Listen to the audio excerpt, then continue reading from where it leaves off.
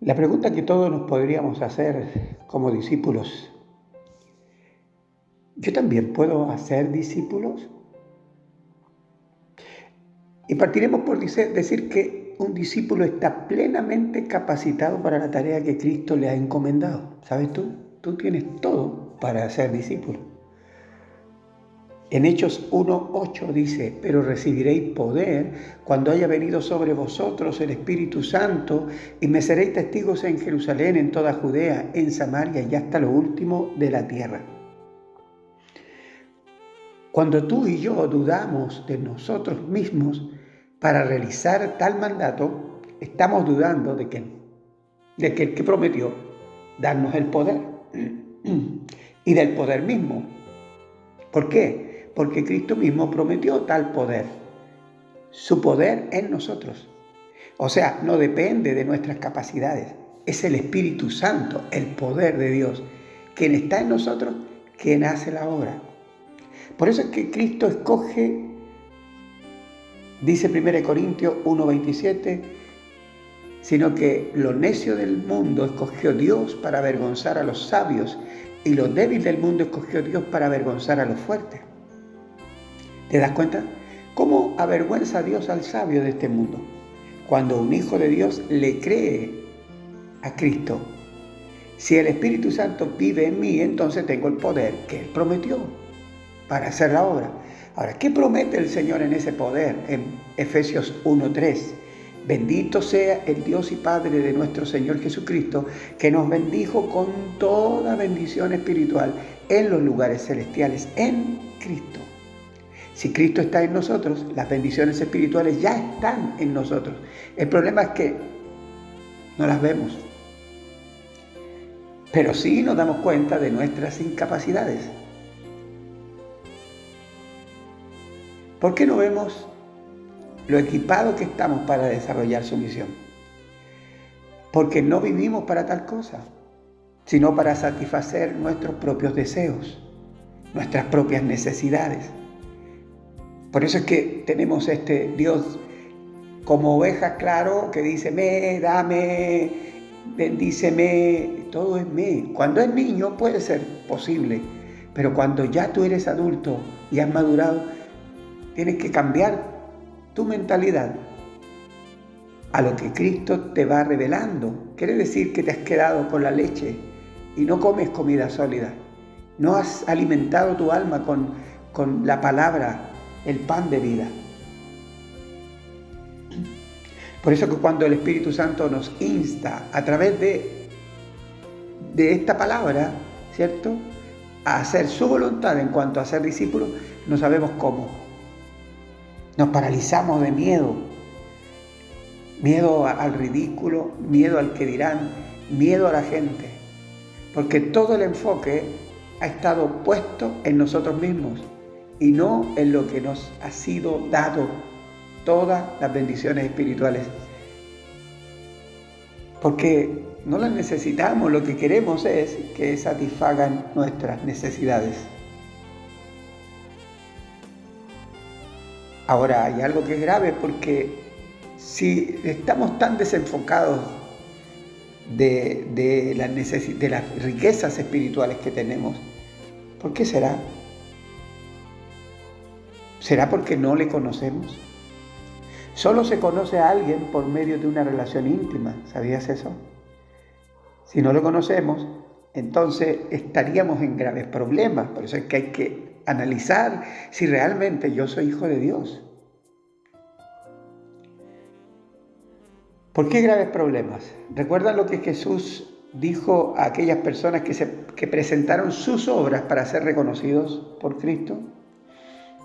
Dice en Mateo 7, 22 y 23, muchos me dirán en aquel día: Señor, Señor, ¿no profetizamos en tu nombre? Y en tu nombre echamos fuera demonios, y en tu nombre hicimos muchos milagros. Y entonces les declararé: nunca os conocí, apartaos de mí, hacedores de maldad.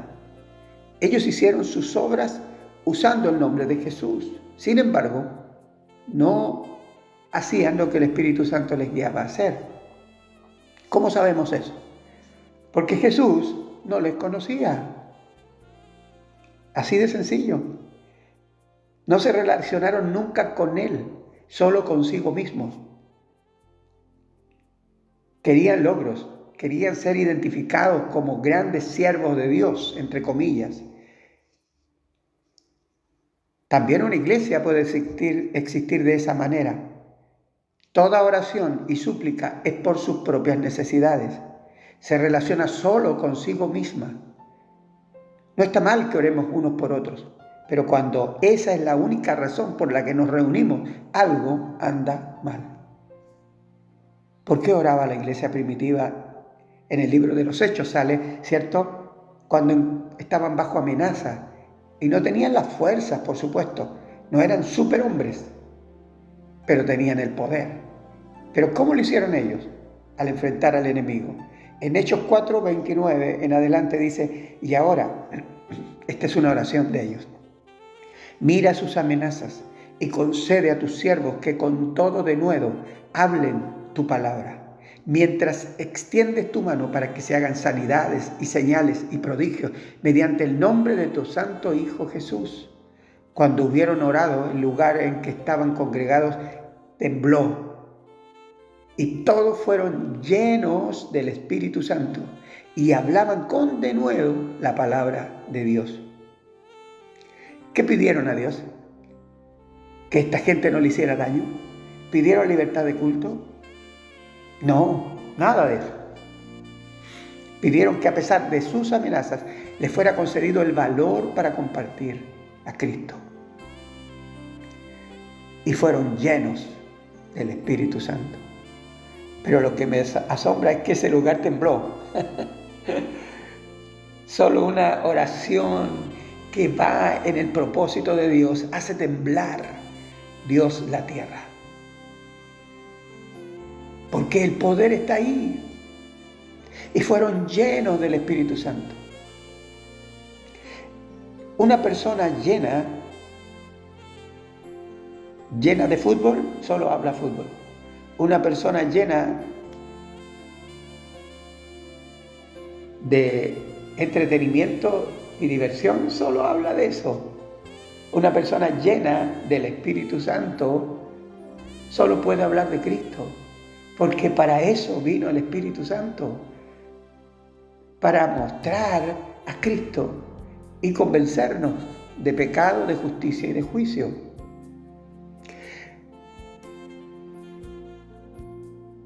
Colosenses 3:2 dice, poned la mira en las cosas de arriba, no en las de la tierra. O sea, está diciendo, en otras palabras, que caminemos mirando las nubes a ver si encontramos un ovni. No, claro que no.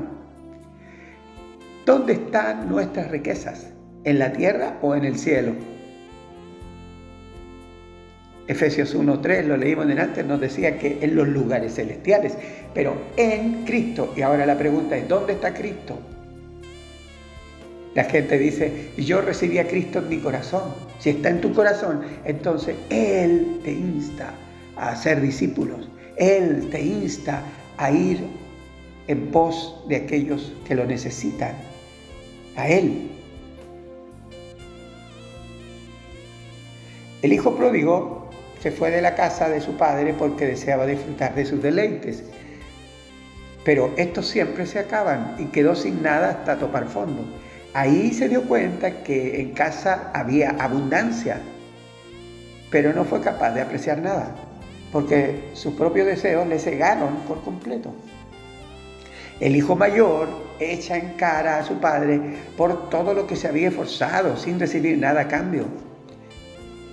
Esto es como el religioso que va y hace todo para ganarse el favor de Dios, para inclinar la balanza entre lo malo que él es con obras buenas que le puedan dar el favor de Dios.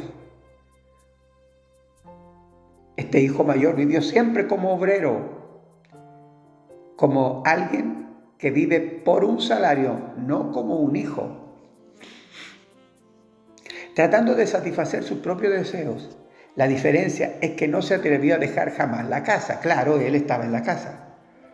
El hijo tampoco se da cuenta de lo que tiene con su padre, ni lo conoce, por supuesto, por lo mismo. No conoce la angustia del padre por aquel hijo que anda perdido. Por lo tanto, no comparte con él la tristeza y menos compartirá con él el gozo de disfrutar al hijo que vuelve. ¿No pasa esto con muchos cristianos? La pregunta es, ¿por qué nos pasa esto? ¿Por qué nosotros no sentimos la angustia de la persona que no va a ir a la presencia de Dios eternamente? Porque no creemos en eso. Eso es sinceramente eso. Piensa en esto. Tú estás pensando, yo voy a ir al cielo. Y el otro, tu amigo, tu vecino, tu compañero, la gente que está más allá de tus límites, donde Dios está permitiendo que compartas muchas veces por Facebook, por Instagram, por lo que sea. ¿Qué hay de ellos? Es que ¿para qué si la gente no cree? ¿Y por qué crees tú? Y si tú crees como Cristo está en ti, ¿por qué no le crees a Cristo que hay un cielo y hay un infierno? Así lo dijo Él. Le guste a quien le guste, pero así lo dijo Él. ¿No será porque no creemos? No le creemos a Él. Creemos en un Cristo, creemos en un Dios hecho a nuestra imagen. Nos sorprende cuando la gente adora ídolos, imágenes hechas por las manos del hombre. No hay nada más terrible que ver eso, pero ¿qué más terrible es que un cristiano que dice ser cristiano tenga a su propio Cristo hecho a su propia imagen?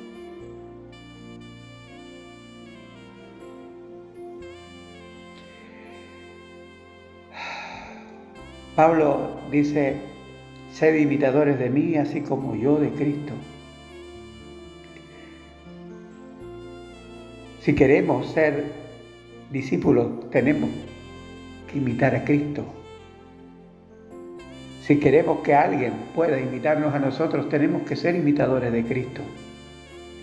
Y para eso no estamos diciendo que mañana empiezo yo a discipular a alguien si nunca lo he hecho, pero tengo que comenzar.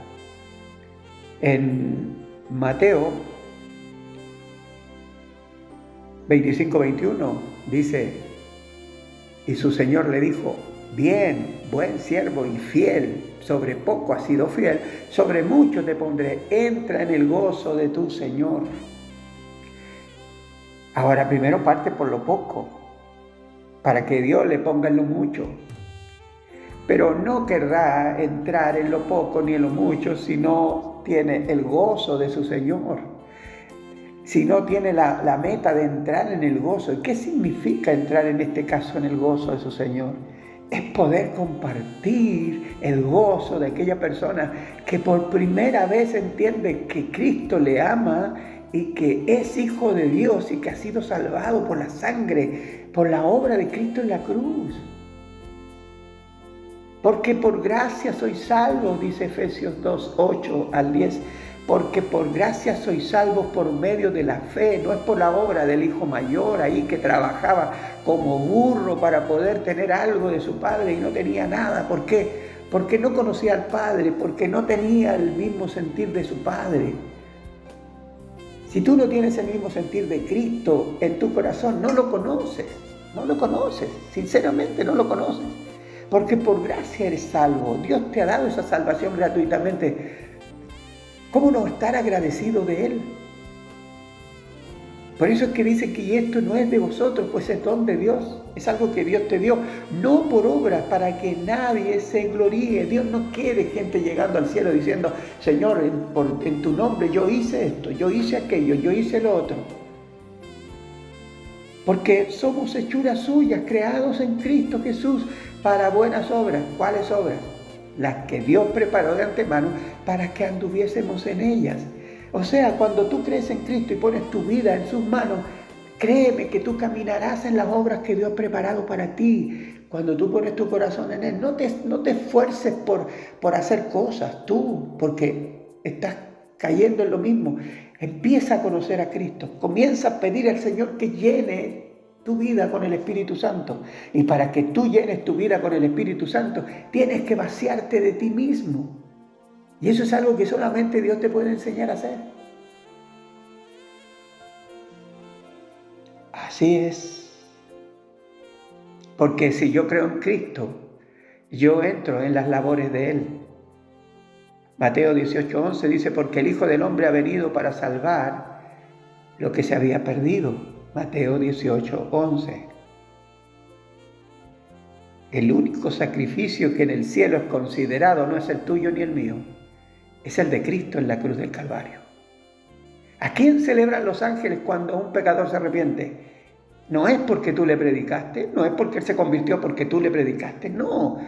Lo celebran a Él, porque solo Él tiene la gloria de lo que permite que nosotros podamos entrar en el gozo que hay en el cielo. Como ya dijimos, el discípulo tiene todo lo que necesita para cumplir con la misión encomendada de hacer discípulo. Cuando miramos nuestra incapacidad estamos desconfiando de Él, porque Él es el que prometió, recibiréis poder cuando haya venido sobre vosotros el Espíritu Santo. Y si eres hijo de Dios, has creído en Él como Señor y Salvador, te has arrepentido, entonces el Espíritu Santo vive en ti y el Espíritu Santo comenzará a obrar desde ahora en adelante, ya.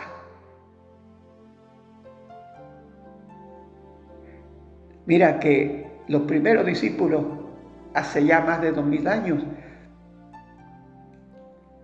llegaron a mucha gente y esa gente llegó ahora a nosotros, pero cada una de esas personas ya no están. ¿Te has puesto a pensar en eso? ¿Quién está? La palabra de Dios, que ella dice que el cielo y la tierra pasarán, mas su palabra no pasará.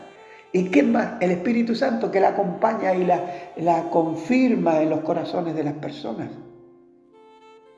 No está mal orar unos por otros, según las necesidades que se presentan habitualmente. Pero si hay una oración que sabemos que está bajo su voluntad, es que nos permita ser discípulos. Señor, y así Jesús confirma esta palabra en Mateo 7, versículo 7, dice, pedid y se os dará, buscad y hallaréis, llamad y se os abrirá. Todo aquel que pide, ¿qué? Su voluntad. ¿Cuál es su voluntad? Que las riquezas en gloria, las riquezas espirituales que están en mí se hagan manifiestas conforme a su voluntad y a su poder. Yo pido, llamo, busco esa voluntad de Dios. Porque dice, ¿qué hombre hay de vosotros que si su hijo le pide pan le dará una serpiente o le dará una piedra?